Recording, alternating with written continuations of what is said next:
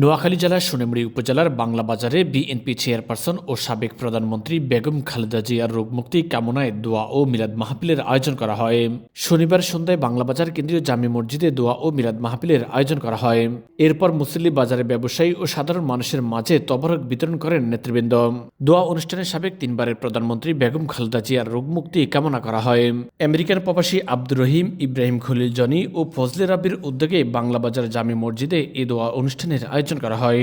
এই সময় উপস্থিত ছিলেন নদনা ইউনিয়ন যুবদলের সভাপতি পদপ্রার্থী শাহরিয়ার স্বপন, ইউনিয়ন ছাত্রদলের সভাপতি ইব্রাহিম বাবু, সাবেক সহসভাপতি জাহিদ হাসান, ইউনিয়ন স্বেচ্ছাসেবক দলের যুগ্ম আহ্বায়ক খালিদ বিন ওয়ালিদ। বিএনপি চেয়ারপারসন ও সাবেক তিনবারের প্রধানমন্ত্রী বেগম খালেদা জিয়া দীর্ঘদিন থেকে অসুস্থ হয়ে রাজধানী এবারকেয়ার হাসপাতালে ভর্তি রয়েছেন।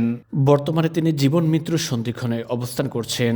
এই অবস্থায় তার শারীরিক সুস্থতা ও রোগমুক্তি কামনায় দেশের বিভিন্ন স্থানে দোয়া ও মুনাজাতের আয়োজন করা হচ্ছে।